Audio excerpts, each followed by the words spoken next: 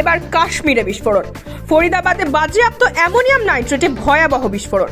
উড়ে গেল police station. উদ্ধার হওয়া বিস্ফোরকই কাঁপিয়ে দিল জম্মু কাশ্মীরের নওগাম থানাকে। গুরুতর ক্ষতিগ্রস্ত থানার অর্ধেক অংশ। মৃত 5 জনেরও বেশি, আহত অন্তত 25। আহতদের অধিকাংশই পুলিশ কর্মী এবং ফরেনসিক বিভাগের কর্তা।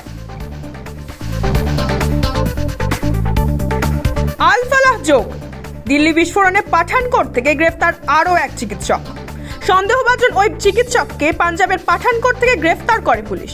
45 বছর বয়সী রইস আহমেদ ভাট নামে সন্দেহভাজন ওই চিকিৎসক একসময় আল ফালাহ ইউনিভার্সিটিতে কর্মরত ছিলেন। জারি জিজ্ঞাসাবাদ।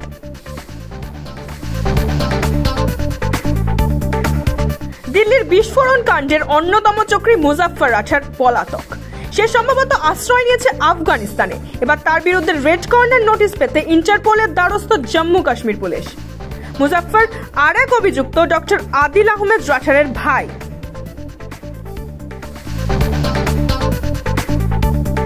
দিল্লির লালকেল্লার কাছে বিস্ফোরণের তদন্তে চাঞ্চল্যকর মোড়। উত্তর দিনাজপুর থেকে এনআইএ এর হাতে গ্রেফতার এক মেডিকেল ছাত্র, নাম নিসার আলম। হরিয়ানার আল ফালাহ বিশ্ববিদ্যালয়ের এমবিবিএস ছাত্র। দিল্লি বিস্ফোরণের সঙ্গে যোগ রয়েছে তার। স্বাভাবিকভাবেই উঠছে সেই প্রশ্ন। রাজ্যে 98% এনিউমারেশন ফর্ম বিলি শেষ। সোমবার থেকে সংগ্রহের কাজও শুরু হবে। মোট 7,66,38,288 জন ভোটারের মধ্যে 7,51,63,970 জন ভোটারের কাছে এনিউমারেশন ফর্ম পৌঁছেছে। সব এলাকায় সমান অগ্রগতিতে কাজ হয়নি বলেও ধরা পড়েছে কমিশনের সাম্প্রতিক রিপোর্টে। সেই সব জায়গায় ফর্ম বিতরণের গতি বাড়াতে উদ্যোগী জেলা প্রশাসন।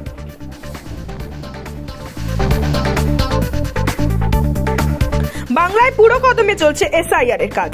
এর মধ্যে আগামী সপ্তাহে বাংলায় আসছে কমিশনের 4 সদস্যের প্রতিনিধি দল। আগামী 21শে নভেম্বর রাজ্যের সব জেলা শাসকের উপস্থিতিতে ইভিএম নিয়ে বৈঠকে থাকবে নির্বাচন কমিশনের উচ্চ পদস্থ আধিকারিকেরা।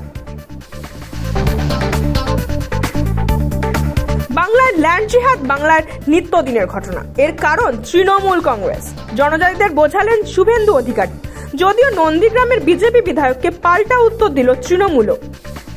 বাংলাদেশ থেকে আসা মুসলিম অনুপ্রবেশকারী রোহিঙ্গাদের ঢুকিয়ে ল্যান্ড জিহাদ, জমি দখল, আদিবাসীদের মা বোনের কন্যাদের উপর অত্যাচার, লাভ জিহাদ, এইটা পশ্চিমবঙ্গের আজ নিত্যদিনের ঘটনা হয়েছে।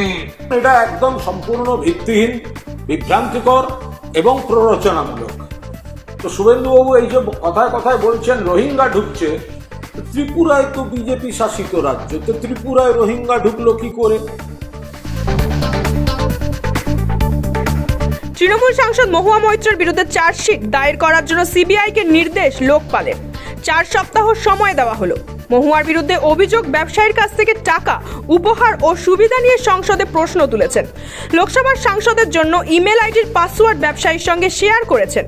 প্রশ্ন, ঘুষ মামলায় বিপাকে কৃষ্ণনগরের সাংসদ।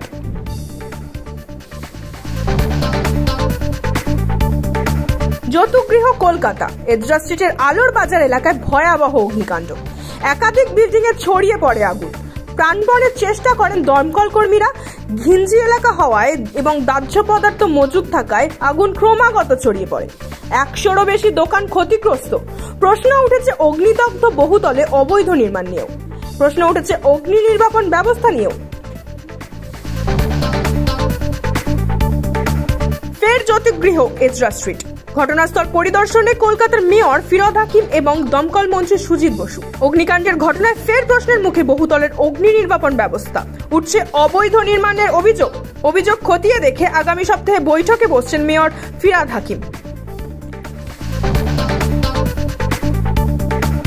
সকালের হাওয়ায় এখন রাজ্য জুড়েই টুকটুক করে ঠান্ডার আমেজ।